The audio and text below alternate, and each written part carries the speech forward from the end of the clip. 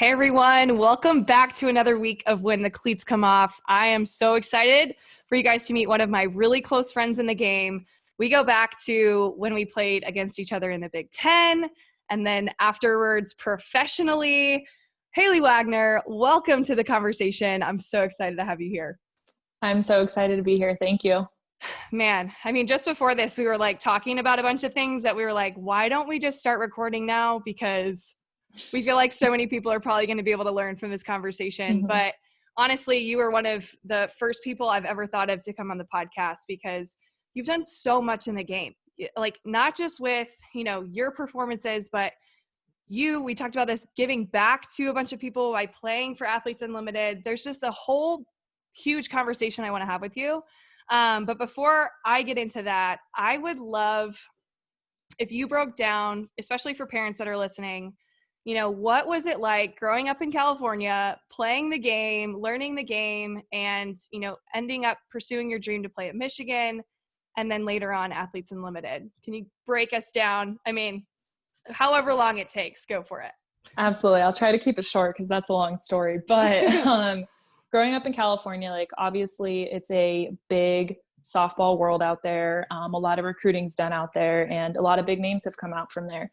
But for me, actually being from Orange County, the city of Orange, it's actually a small town that not a lot of people know about. And I wasn't on one of those teams that everybody knew about. I wasn't on the Bat Busters. I wasn't on the SoCal A's. Like I was on a small team, California Courage, that was formed in 2004 that I was on the entire time from '04 to 11. So it's like I I had a unique process with it all, and you don't have to be on a big name team to go somewhere big and to showcase who you are. And I think that's so important for parents to hear and understand, because in today's recruiting world, everybody wants their kid to be on this big team, this big name, the big showcases, which I completely understand, but it's really where you are and anybody can see you at any moment. So for me, growing up in California with Courage, I just kind of played. I was not how I am now. I was actually like terrible. And a lot of people, it was like a shock that I even made it to college and then play professionally. It's just like, it's a long process of it. And everybody's journey is different. And mine is completely different. So growing up, getting on California Courage, I was 11 years old. So about a year before, I like to joke around with my parents about this now, is that I couldn't find the strike zone to save my life. And my parents were like paying money for these lessons and they were starting to get frustrated. My sister was also a pitcher. So they were like, why can't Haylie figure this out when Kylie did when she was 10? So they actually almost quit on me, and they don't like hearing this, but I joke around with it. But they decided not to, because they saw how much I loved the game. They saw how much I had so much joy out of it that they were like, hey, we're going to keep doing this and we're going to keep going. And they supported me no matter what. So luckily and thankfully they stuck with me, because I wouldn't be here without them. And from then on, once I joined Courage, I kind of started finding myself. Like I loved being on the team. I loved the coaching, Craig Weaver, that I had. And he's like my second dad now. He is a huge supporter of mine with Athletes Unlimited. He bought my shirt. He texted me every single day I was pitching. Like it was so great. So another big thing for me is that Courage was like a family. We bonded right away. Everybody bought into what we were doing and we had a lot of fun doing it. And Craig wasn't this strict, like he was strict. Yes, he was.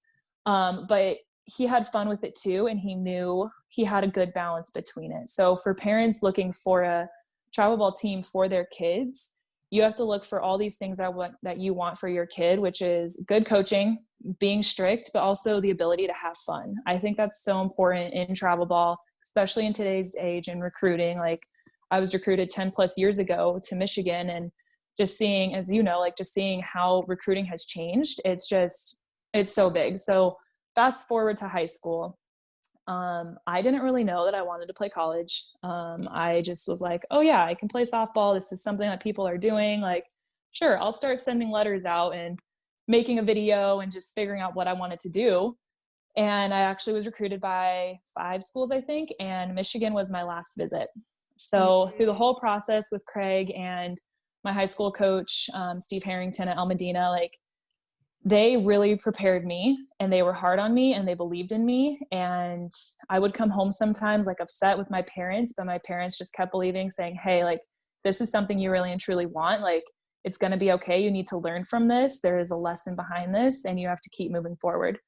So I was this girl from a small town in Orange County, which people, when they hear Orange County, they don't think it's a small town, but it's actually a really small city there. And softball isn't terribly big in Orange. I was able to stay committed, stay dedicated. My parents supported me through everything and anything that I wanted to do, even on the hard days, and paid for all my lessons and camps and high school stuff. And ultimately that got me to Michigan. So just being able to go through that whole process, and it wasn't easy for me. It was difficult, but everybody's journey is different. Everybody's story is different. And I love being able to share mine, knowing that it didn't come easy. It was difficult. It was hard, but I worked for it and I pushed myself beyond limits that I knew. So it's just been really rewarding, this whole, like, just thinking back to 11-year-old me and where I was to now 27-year-old me, and like playing professionally for my 6th season and helping launch a new professional league. Like, it's just amazing to see where all this hard work and dedication can come from. And it all started when I was 10 and 11 years old. That's so awesome. And I definitely want you to elaborate on something that we talked about prior to this, about you hating lessons. Yeah. Like, and I'm so intrigued because I'm sitting here, like, I do this for a living. Like, I teach young athletes how to develop strength and confidence and, you know, build their swings, build their defense to be the best it can be. And you hated lessons, but sounds like you didn't really need them. You went to them, but yeah, you know, maybe you did a lot more on your own to see your own growth. How was that like for you? Yeah. So lessons were not my favorite thing. Practicing was not my favorite thing, but I knew I had to do it to become better. And I knew I had to practice. I knew I had to put in the extra work. And I remember specifically, I remember my room in California. It was the flip phone razor, everything, that I was so upset that I didn't want to go to lessons. I threw my phone on my bed and it hit my pillow. Like, I just tossed it. It wasn't like a chuck or anything. Just tossed it, hit my pillow, went up and hit the wall, bounced off and hit the wall and broke my phone. And I remember that that happened because I didn't want to go to a lesson. I was Oh like, my gosh. so I like, that is like permanently in my brain that I did not like lessons that much. But I also think that was like a little bit of a, hey, I just broke my phone over not wanting to go to lessons. It's not worth that. Like, going to lessons, I'm getting better. My parents are putting the money in for it. They're supporting me. They're loving me. And this is only going to make me better. And I think that's when something clicked in me of like, hey, like, if you want this and you want to have fun and continue to grow as a person and an athlete, you need to not just toss your phone on the bed and break it, but go to these lessons and trust the process and trust your coaches that are around you. And I give lessons and camps too to kids. So I really try to think back of the lessons I went to and how I would want it to be different. And I think being able to be in the softball world, like, so I had mainly male coaches, hitting coaches and pitching coaches during this time period that I'm thinking of. And I really had, I don't know, I think it's completely different when you have a softball player in that role and being able to relate in a different way and creating that comfortability with the athletes. So for me, comparing like my when I was younger with lessons to now, I like to be a lot more interpersonal with the kids and really get to know them and really just like understand what their thought process is and kind of create those life skills and mentoring them through softball and my past experiences. Yeah. And that is so interesting that you say that because, you know, I've seen athletes, you know, when they first start coming to me, they have that same mentality of, I don't want to be there. What is this for? You know, what's my vision? But I've tried to also do the same and tailor lessons to be like, hey, this is about you figuring out how to be the best version of you. And if you have big goals in mind, we're here to make those happen. So it sounds like when you made that revelation to yourself internally that I got big dreams and I know this is a necessity for me to becoming the best version of me, it seemed a little bit easier. Yeah, absolutely. Yeah. Yeah. Yeah, they weren't fun. And I know kids today still don't think they're fun. And like, practicing is sometimes not fun for kids, but it is a necessity to get to your dreams and your goals. And that is like, it's a mindset that you have to, if you want this, you have to go do it, and you have to do your best that you can. And yeah, you're going to have days where you're not doing your best, but that's also where you learn the most. Like, I know, you know, that is that days where you struggle is where you learn the most about adversity and who you are as a person and how you respond to it. So Yeah. I'm still learning this every single day. Like this year with Athletes Unlimited, just like there's days where I didn't feel good, and I knew that I just had to trust myself and, okay, how can I be better tomorrow? I've been pitching for 20 plus years now. I think this is year 20 going on 21. And I have to trust myself. And that's another thing too, is parents and kids, they have to trust their coaches that they believe in, and being able just to buy into what they're doing and really understanding where they're coming from and just really committing to it. Like, you know, it's commitment and trust. It's so hard to get through to kids and people, but it's totally worth it in the end. And each kid is different. They're going to sometimes get it, sometimes not, but there's also going to be times where you have to figure out a different way to get that through their head in a different saying. Yeah. So you brought up Athletes Unlimited. I think it's time to dive in. Let's do it. Now, one thing I want to ask you is, do you feel like you're a better pitcher now than you were when you were pitching at Michigan? Yes. I think there's so many different ways. Yes and no, I guess. I think at Michigan, I had my pitching coach then, and we did so great and so well. Jen Brundage, who we call Biggie, she has made me into the pitcher I am today. And I miss working with her every single day, and like just talking to her and having her help me out, and just see what's in that wonderful softball brain of hers with pitching and just softball and life in general. I think I was so committed. College and pro are so different. College, like, you are going out there, you're playing for your school. I was playing for Michigan. I was playing for the team. And I think the biggest difference from college to pro is that, one, you don't really have those coaches to be there for you every single day. And you have to learn yourself of how do I create that same aspect and that same feeling with your coaches there. And you have to take everything that you learned into the pro league. And one thing that I really realized with Jen Brundage is that she completely prepared me not only for softball, but for life as well. And I had to take everything I learned and apply it, and know that she got me here for a reason, and I have to trust myself, and I just have to keep growing. So my rookie year with Pennsylvania Rebellion, I didn't have a backdoor curve. In college, all I had was a curve, a screw, and a changeup. And we can definitely talk about a lot of pitchers think that they need to have 6 or 7 pitches. And when you're growing up, absolutely, you have to figure out what works best for you. But as you get older, you figure out and develop who you are as a pitcher. And I knew I was not a drop ball pitcher. Never there, never had it. And that was okay. I am more a curveball, screwball, changeup pitcher with some upspin, and I can work the ladder with my pitches. So I didn't know that in high school. I didn't fully know that until I got to college. And then I really found myself in the pro league, where after my rookie year, I actually taught myself a backdoor curve. Is that I went home in my backyard in Orange, where my dad built us a batting cage when I was 12 years old, and I set up a couple balls on tees, and I figured out how to throw a backdoor curve. And that really elevated my game. But I think as I get older and I see these amazing hitters more and more every single year, I have to adjust and become a better pitcher and figure out, what can I change? What can I fix? What can I make a little bit better just to attack these hitters and beat them? These hitters are good. They are so good. And it's like a mind game, and you have to really read it and have that good relationship with your catcher too.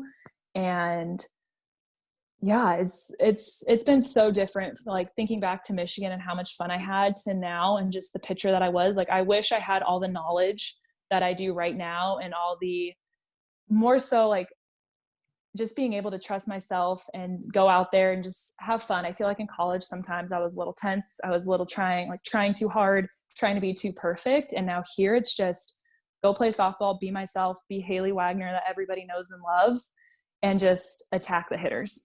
Man, there's so much I want to unpack from there. But I love that you realized that you needed something else to have an edge, especially in the pro league. And you were willing to go try something brand new.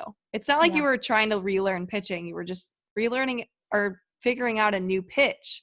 Yeah. And if that's not a testament to you evolving and you wanting to, keep elevating in ways that, some people are not willing to do, they're stuck in their own ways and they're like, I'm good. I know what I know.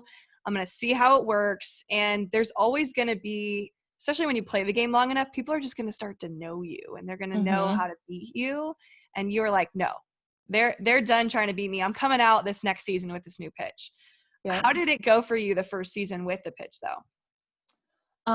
It was okay. It was not perfect. It was not great. I worked in the off season of it, but I didn't throw to hitters yet. Like I was at home training by myself. So I knew I could throw it, I guess. I knew I could figure it out and just like make it hit the corner, but I didn't know if it would be successful. I didn't know if it would get hitters. So no, it was hard. It was difficult. And the more you throw a pitch, the more you figure it out and the more that you're able to trust it and just make little adjustments from here and there. That's where the confidence comes from. And there's some times where you just have to go for it. Like I remember somebody, like I think Kristen Sandberg was my catcher my second year with Rebellion, and she called a backdoor and I was like, all right, here we go. Let's just throw it. I don't know what's going to happen right now, but like, let's just throw it. Let's go for it. I'm going to trust it. And whatever happens. And that's when you have to kind of make that jump and take that leap of faith of just, how am I going to grow? We're going to see what happens. And if I don't throw it, I'm only going to regret that later on. Yeah. And I'm so glad you shared that lesson, because I know a lot of people are maybe wanting to learn a new pitch, but they're like, but I might not be good at it when I first start throwing it in games. But nobody's good at it. Nobody's good at it at first. Yeah.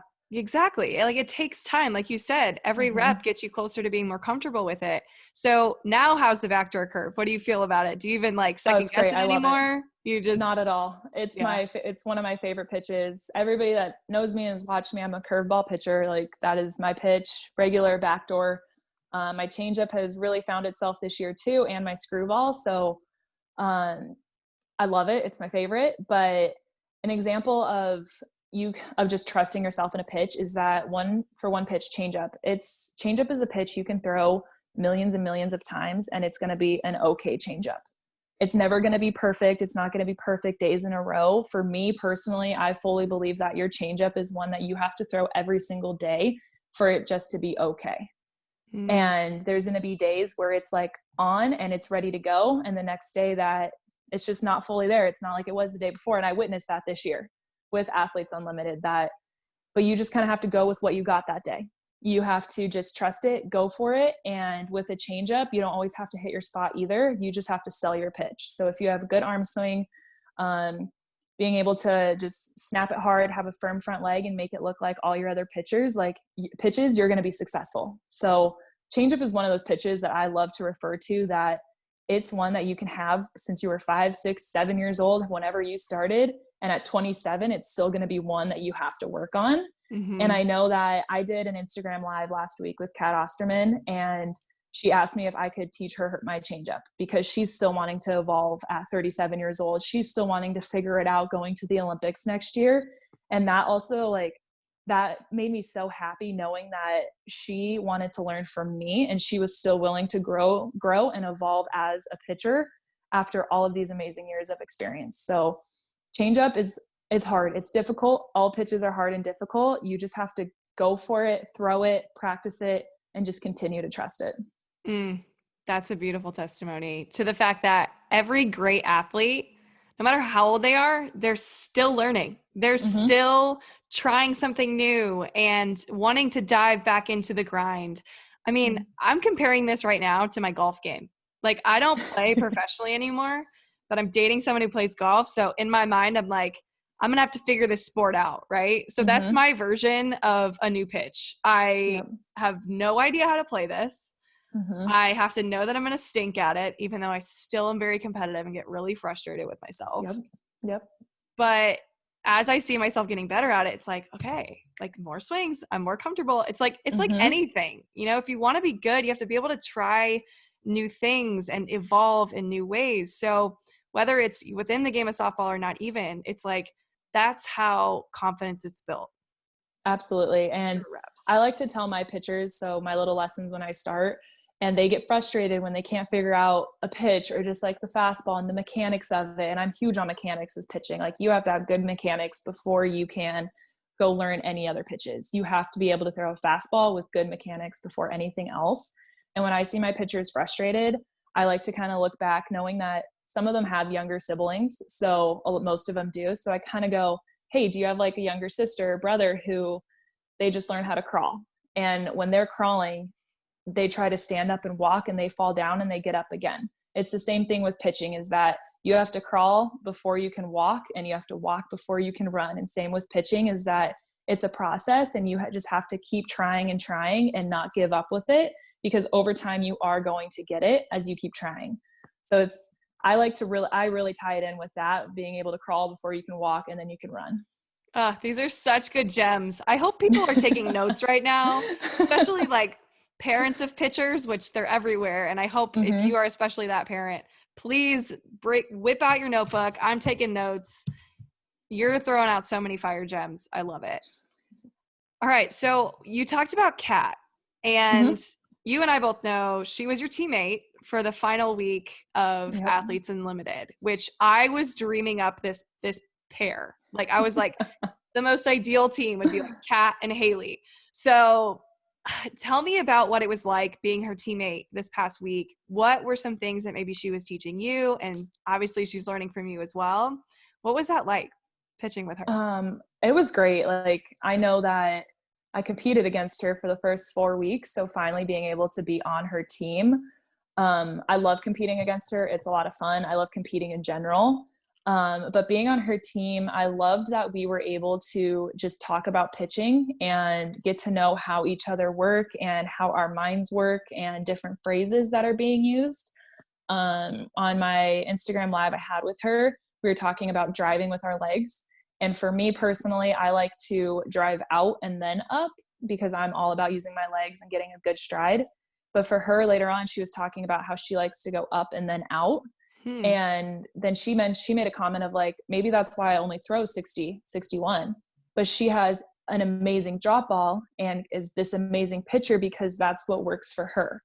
Then there's me, that what works for me, I have this curveball, screwball combo that I can hit 67. So it's just it's kind of cool just to hear those differences, but we're so different, but we are both so successful. So being able just to learn the differences and figure out how that works. And that's not only going to help me understand her, but also like understand if I encounter a drop ball pitcher, if she encounters a curveball pitcher, and how she can figure out how to work with them. And then I loved her leadership on the field. She's just so competitive and so passionate about the sport that she will do anything to like keep us up, keep us going. She would come in like after coaching first base and just be like, all right, here we go, Wags, like get us back in here. Like, you got this, keep going. And same thing when she was pitching, like we just always had each other's back. And I do that with all pitchers, is that no matter who I'm with, no matter who I'm working with, like I know personally that if I get in trouble, somebody else is going to come in and have my back. And I know if I'm still in the game, that my defense is going to come into the dugout and produce offensively for me. And that's my goal as a pitcher, is to attack the hitters and do what I can to get my defense back in to produce offensively. And being able to trust each other and have each other's back and just be competitive and go after them is so big. And I think Kat and I both have that mentality and that competitiveness. So being able to see her do it on the side with the team and kind of talk to her about it was really cool, rather than just being on the other side, just, all right, here we go. Let's go compete again. Okay, let's go compete again. It was just cool to see her in her element as a teammate rather than an opponent. Yeah. And like you mentioned before, the hitters were so good.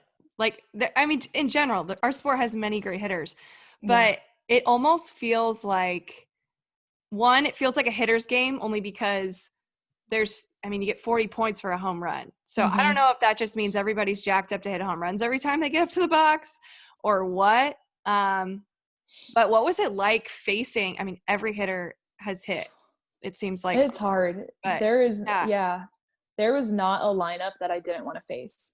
Out of all 5 weeks, it was like, geez, like there's just so many good hitters in here that I had to come out ready to attack. And I feel like it did take my game to that next level, because I know that in like the past, there's like oh, like, okay, I'm just going to throw. But it was like a whole different level of competitiveness and being able to work with my catcher and really understand what these hitters can do. And you can't miss. You cannot miss in this league. Mm-hmm. We found that And out. yep, you found that out. I found that out multiple times. Heck, I gave Erica Piancastelli 1/3 of her home runs this year, all on the same pitch. And Wow. I'm still learning. Like, I know I'm never going to throw a curveball again. So Stelly, you are never getting a curveball ever again. I hope she's listening right now. But so just like you learn, you grow. And I threw that pitch 3 times. 3 times I threw that pitch and I didn't get it inside, and she hit a bomb every single time. So yes, it's frustrating. Was I mad at myself? Absolutely. But I'm going to keep going. I'm going to keep learning. I'm going to keep figuring that if I do throw her a curveball, I'm going to throw it at her hands. And if I hit her, I hit her. I'm sorry, Stelly. But if I hit her, I hit her. So there's just so many great athletes out there. Amanda Chittister, Megan Wiggins, Nerissa Myers, Savannah Janquish, Gwen Svekis, Victoria Hayward, Haylie McClenny, just all these amazing athletes that I did not want to face, but I was going to do whatever I can to embrace it and grow as a player. Such a good answer. I love that. And I love that. Well, one, you've already shown that you're very competitive and you're always looking for ways to beat people, which if you play the sport of softball, you better be that way. Mm-hmm. But it's almost like, and this is something that I observed as someone just watching the league itself, the hitting got better every week. The pitching got better every week. Everything just kept elevating and piling up on itself. And I feel like, well, one, you play more games. That's just how it is, right? This is why postseason softball, or, now we're in MLB postseason. It's just the best softball, the best baseball, because you have a bunch of games under your belt. You've already faced these hitters a bunch of times. Now it's like, who's going to rise to the occasion when it matters most? So my blood is pumping right now thinking about what it was like for you to see that. But do you feel the same way? Like you were, a more competitive pitcher week 5 versus week 1 because you got to study and learn?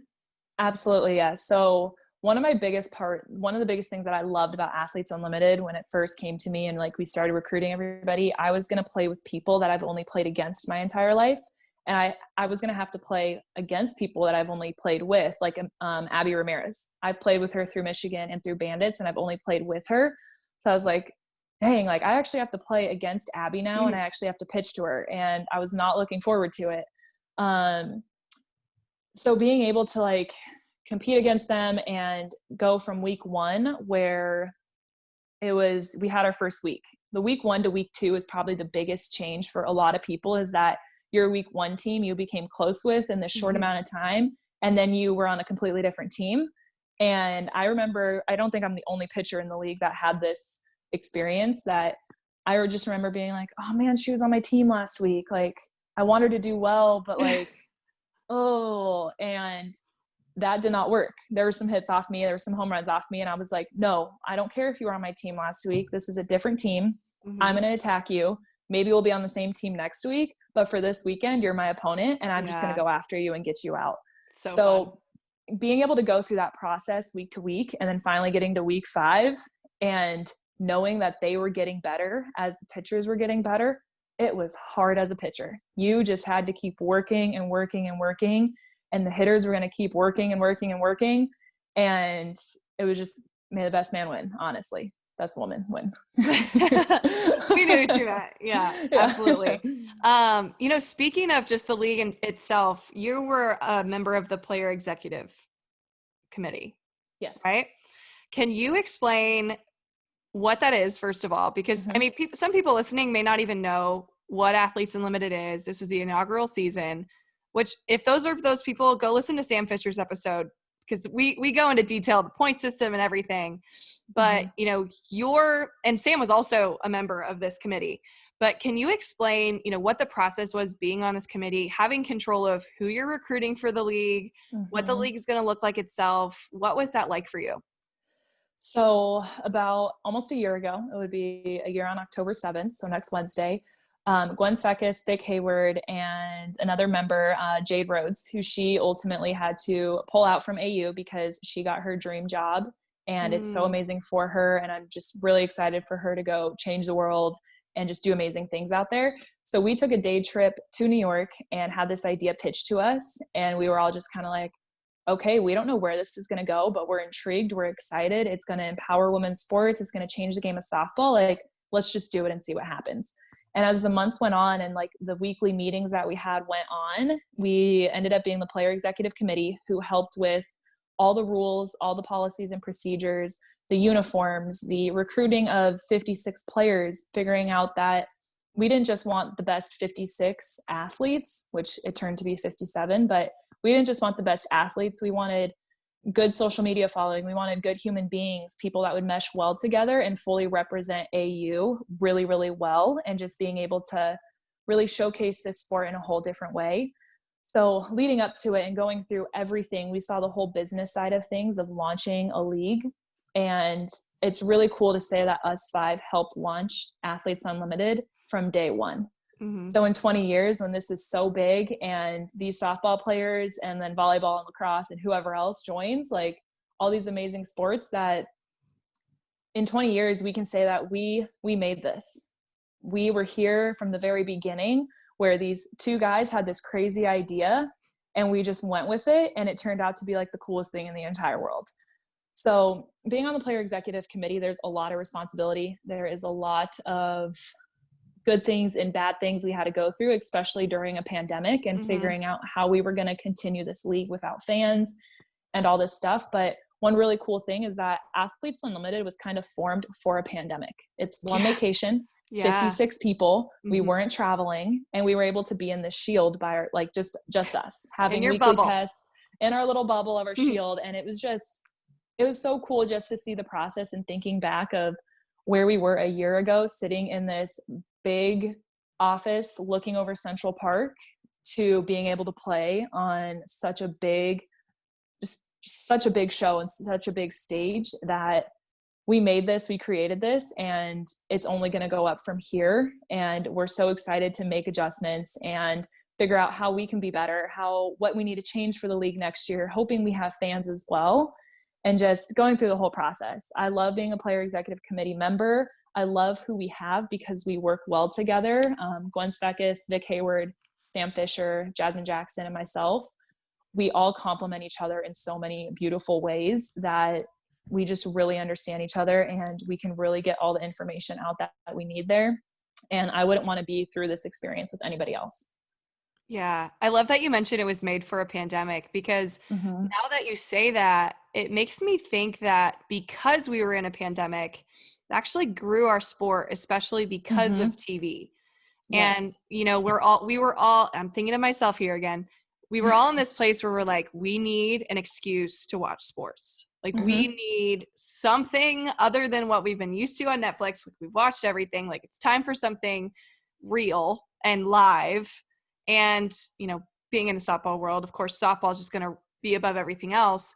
But it's like we needed that. We were itching for sports. And, I think that it went amazing rating wise. What do you feel like the TV presence did for the league itself? I think it was so big. We were talking about so many different ways to watch the game, like streaming, YouTube, Facebook. But as a PEC, we were like, no, like we want TV. We want the big stage. We want whatever we can do. And they realized that, and they noticed that it was important. And during a pandemic, and then we found out that football was canceled. And so it gave us an opportunity to take over some more ESPN2 games rather than just ESPN3, which a lot of people don't fully know about. They don't know that they can go online and just watch it that way. So it was huge for us, and it grew this game. And you said that like being in this bubble in the shield, I'm actually like in a way not thankful that the pandemic is here and COVID exists, but thankful that we had this shield to be in just by ourselves. And it really helped us like get to know each other, have an appreciation for each other, and just have these like genuine conversations and really understand why we are doing this for the sport of softball, not just to play softball. Like we love playing softball, but to help grow women's sports and professional softball, and like these younger generation and these kids and these parents' kids that are listening, just being able to show them that, hey, you can do this one day. Maybe not next year because you are only going to be 11 years old, but in 10 more years, 12 more years after college, you can do this and you can be on this big stage, and it's only going to be 10 times better. Oh, I'm so happy that this is a thing, because when we were growing up, we're the same age. When we were growing up, the only professional or any softball on TV was the Olympics and the Women's College World Series. We had nothing else. And I didn't really know about the pro league when I was growing up. I didn't really know it existed.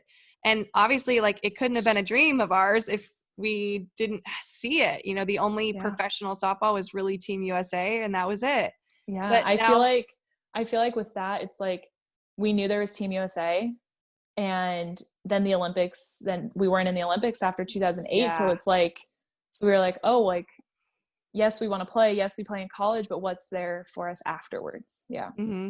I know. And that's like the coolest thing. And it gives me goosebumps thinking about how you and I played against each other in the league. And, you know, being Big Ten opponents the way that we were, it was kind of crazy how our relationship even started. Because, I mean, you had just come off of 2015 was the year you guys got second in the Women's College World Series. And I was telling you off the cuff before this how even though we were opponents in the Big Ten, I wanted you guys to win so bad. I was sitting there. I was just like, go Big Ten, go blue. Never said that in my life. Go win the dang thing, Haylie. And it was so fun watching you, you know, go through every stage of postseason.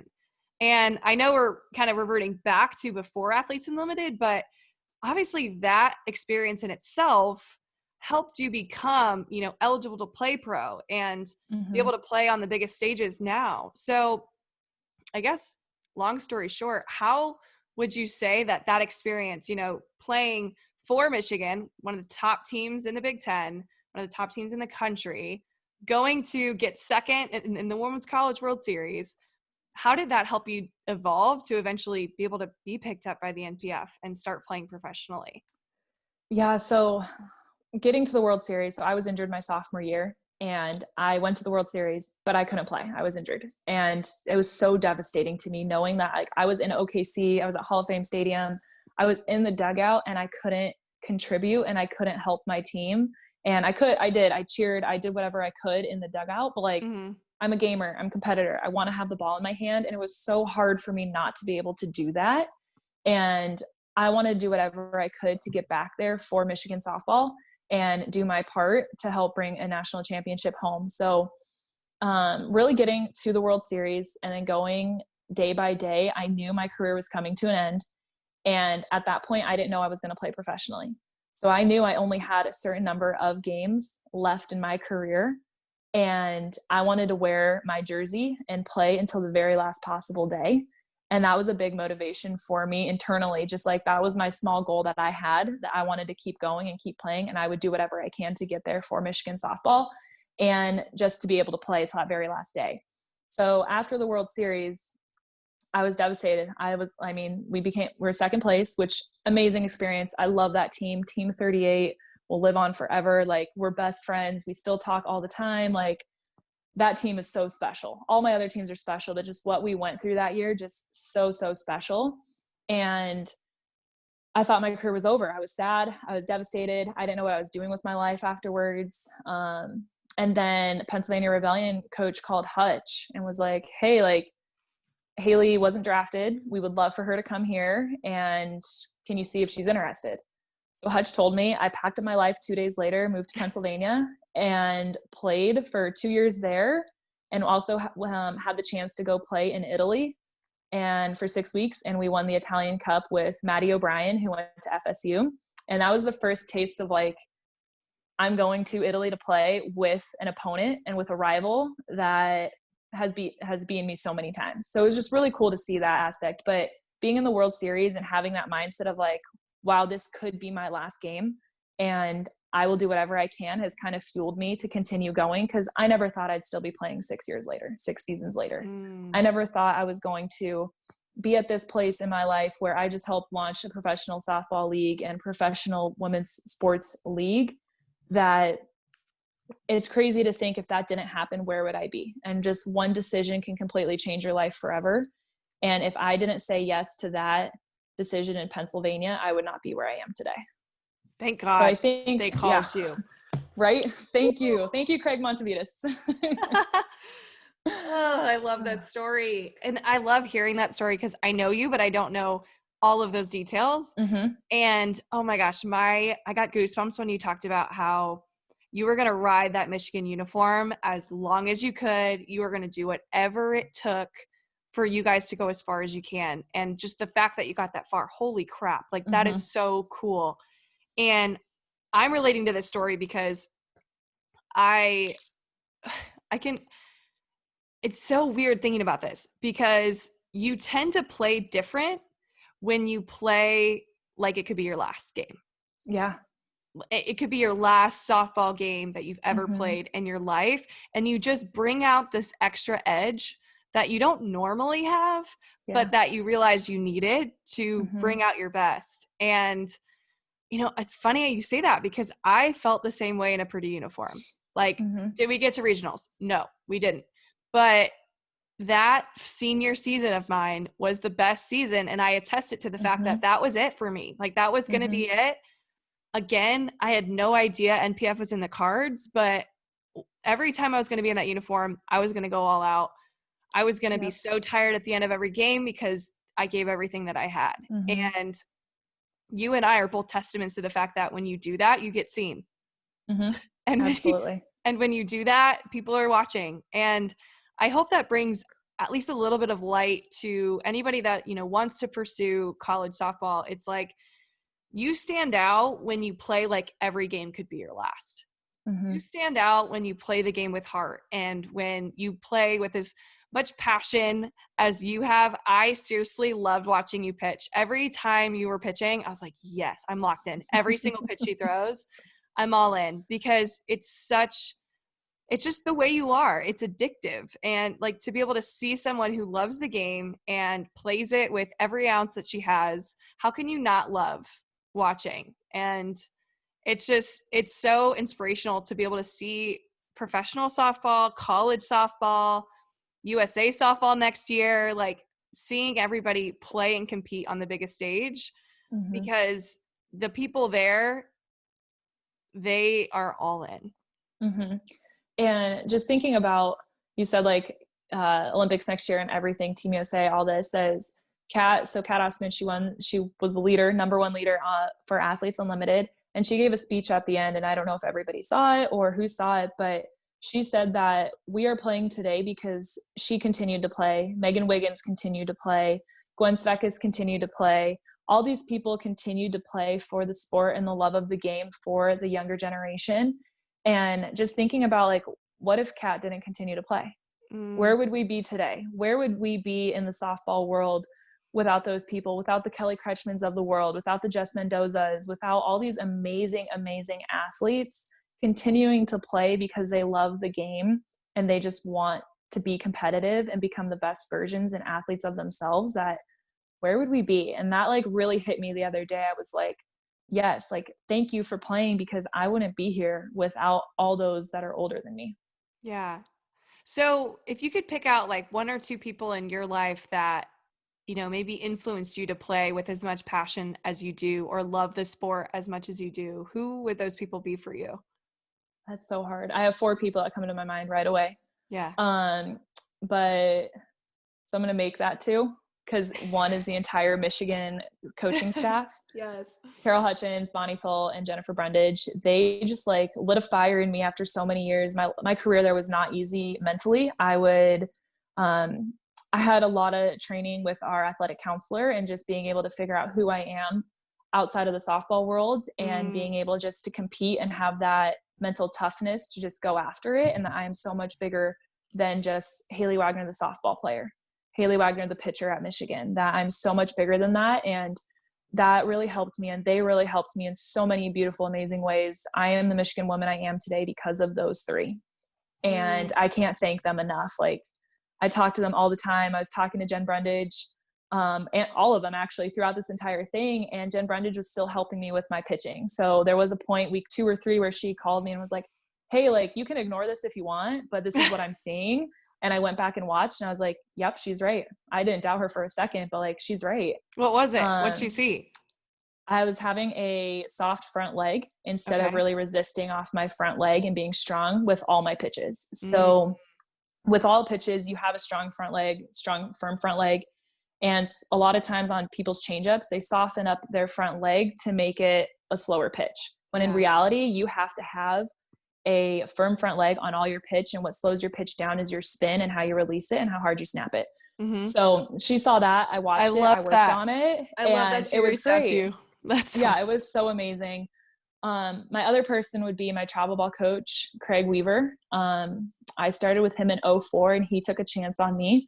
I was this girl from Orange, California. He was up in Yorba Linda and didn't really know. He just knew that I could throw hard at that age. And he took a chance on me and we went through a lot. And he's like my second dad and love everything that he has done for me. He's one of my biggest supporters. He was texting me throughout this entire Athletes Unlimited, just how proud he was watching the game, just being completely soaked into it. He bought my Haylie Wagner jersey, like t-shirt, just sent me a picture of it. It was just so great that his passion for coaching us and making us better, really, that's where a lot of my passion comes from it, because he was so committed to us on courage that that's what I wanted. That's what I want to do for for younger girls and the next generation, and being able to instill that passion that I got from him and Hutch and Bonnie and Biggie, and just try to emulate that to the best I can. I can never match that with what they give, but I want to do what I can to help those. Yeah, they've helped you figure out how your version of passion in this game was going to be. That's so awesome. One of the questions that I planned to ask you was to talk about Hutch, because, you know, playing against Hutch is so scary because, I mean, I hope she listens to this because growing up, I would watch her coach from the third base and I'm like, she is so intimidating. But she is so passionate. Like every single time her players do well, she's screaming and jumping up and down, like, let's go. Like she loves the game, plays with so much, or she doesn't play, but like she's coaching with so much heart that it's just one of those things where I'm not surprised she helped teach you passion, because she just lives it. Absolutely. That's one of the best coaches out there do. They coach with passion, therefore their players are going to play with passion. So it was so fun always playing against Michigan. And I will say this, was not planning on saying this, but when we beat you our junior year, that was one of the best days of my life. Y'all were ranked number 4 in the country. Well, I think it was like 2014. And it was that was at Purdue, right? It was at Purdue on our old field, because now they have this like $13 million stadium that's just amazing. That's so amazing. So before we had that stadium, I was like, Michigan Stadium's my favorite. Like I love playing in your stadium. But yeah, now that we have this crazy thing, I'm like, geez, where was that freshman year? Anyway.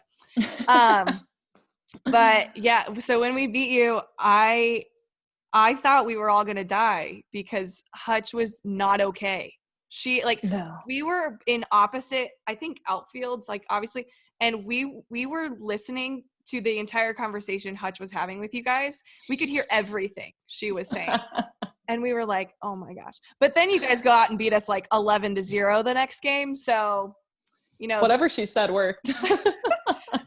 We only got to live that out for a second, but I had to throw that in there only because, you know, it was scary beating Hutch, but it was also still scary playing Hutch. But that's so cool that she's one of the first people to come to mind with, you know, who brought you passion, and she coaches with it. It's just so fun to see how like you're evolving because of the impact she and those other coaches have made on your life. Oh, that is so cool. That is so cool. Speaking of people that have impacted you, so you had a sister who pitched in college, correct? Yep. She was a lefty pitcher and she played at UNLV. That's awesome. So what type of impact, I mean, you mentioned earlier how, you know, she was understanding the game at a rate that, you know, you weren't quite at the same age, but how did she impact you into getting into the game? So when she started pitching around 8 years old. I started pitching when I was 7. So she would have been 10 at that time. And I just remember like just mimicking her everywhere. I just put my arm in a circle and like in the grocery store when they're walking around, in the house, just going, putting myself in a pitching motion and just seeing how how much fun she was having, how good she was at it. Like, I just wanted to be like my big sister. I was like 7 years old, so I didn't fully like process anything, but I was like, I want to be my big sister. And throughout my entire career, she's been one of my biggest supporters.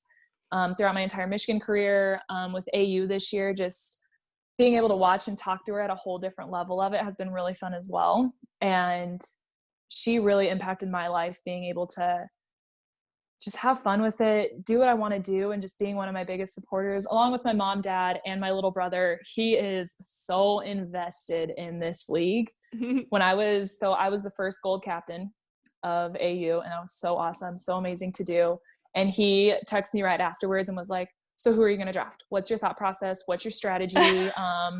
After the draft, he was like, okay, what's your lineup? Who are you going to, like, you're going to start yourself, right? Then what's your hitting lineup going to be? Why don't we put Abby here and Chitty here? And like, so invested. It was so cool and so much fun. Aww. So he played baseball too. He just graduated last year in 2019 from Georgetown College in Kentucky.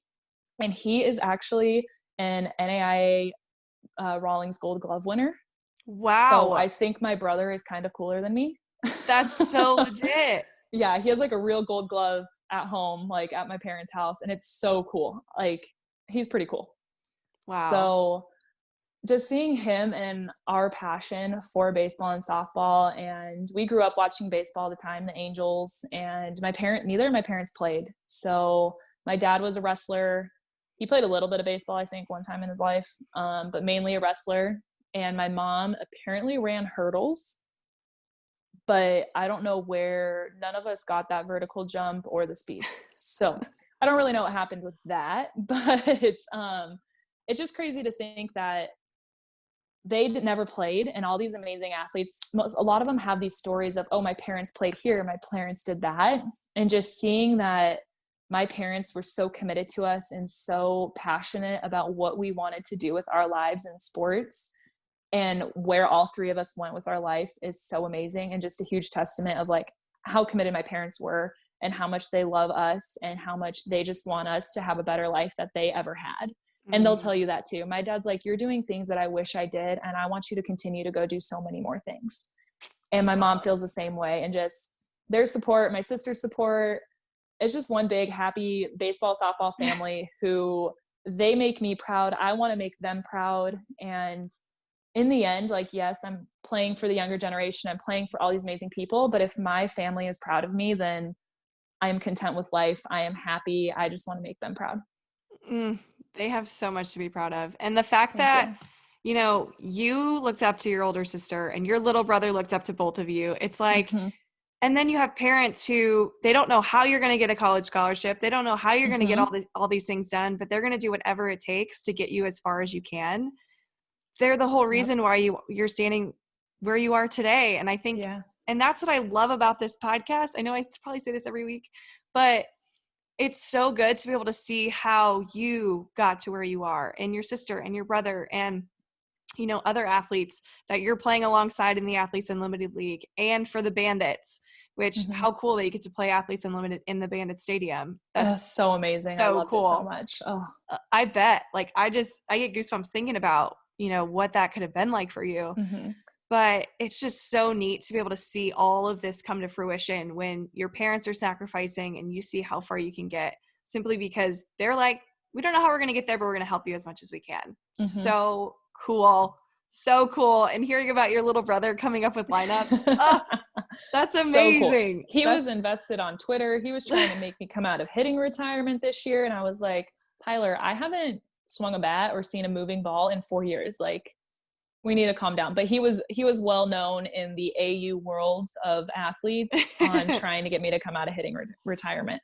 Yeah. Maybe next year. We'll see. I know. I was actually thinking the same thing. I was like, I remember Haylie used to hit, but like you never hit in the league. And I was just like, well, I mean, when you think about it, these hitters, that's their baby. That's their version of pitching. So it just makes sense. And that's another thing. I'm like, these hitters are so good. Like, I don't even know if I can come out of retirement and be a third of what these hitters are. Like, yes, it's going to take the dedication and passion, and I'll be competitive and I will do what I can, but it's like so hard to even think about. Yeah. And that's the beauty of the league. It's like you have all these different players that are really good at different things, and they're all unifying and figuring out how they can win together. It was amazing to watch. So, so what's in the future for Athletes Unlimited? So for Athletes Unlimited, it's not just softball. We are actually launching volleyball as well in February of 2021. And then there are some other sports in the works that they're still figuring things out. But this isn't just for softball. It is for women's sports in general, and investing and trying to grow the game and grow all these amazing women's sports, women empowerment, everything. And it's so great to see. For the softball side of things, we are coming back for season 2 in 2021 in Woo! Rosemont. And I'm so excited to be back there. And throughout the next couple weeks, I think, as a PEC and everybody on the top of it, Sherry Kemp, John Patrikoff, Jonathan Soros, Anna Drucker, and Vivian Leviton, we are all going to figure out where we can go from here with softball, how we can improve, how we can grow the game even more.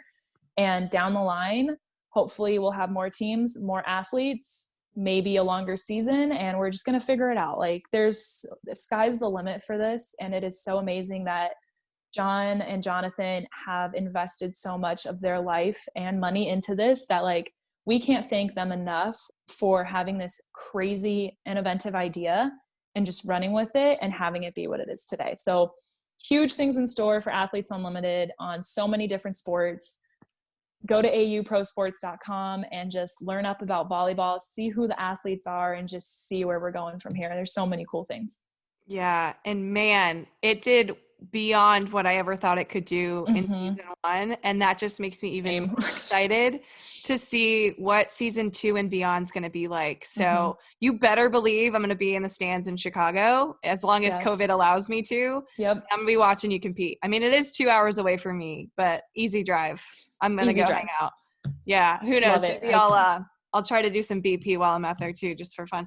Cause awesome. I can't get enough of this league and everything that you guys are up to. So thank you so much for being on the pod. This was so much fun. I told you you still have 5 more questions to ask for me. They're going to be quick ones. But before we get into that, where can people follow you? You already told people where they can go check out the league, but if they want to be, I mean, I don't know who wouldn't be a huge Haylie Wagner fan after this conversation, but if they became that and wanted to follow you, where can they follow you? What's your favorite platform to hang out on? I'm mainly on Instagram and Twitter. Both of my handles are at HeyWags17. So you can follow me there. On Facebook, I do have a Haylie Wagner athlete page. So you can go ahead and follow me there and just kind of stay up to date. But mainly I'm on Instagram and Twitter. Awesome. Everybody go do that. I'll make sure it's in the show notes so you guys can check that out. Awesome. But before I let you go, I got 5 more questions for you. Here we go. Are you ready for these? I'm ready. I'm excited. They're easy. They're honestly so easy. I know. I get people so amped up for them. Like, they're really not that hard. This one may be the easiest one, but what's your favorite thing about softball? Having fun. I just love having fun out there, honestly. Just have fun out there.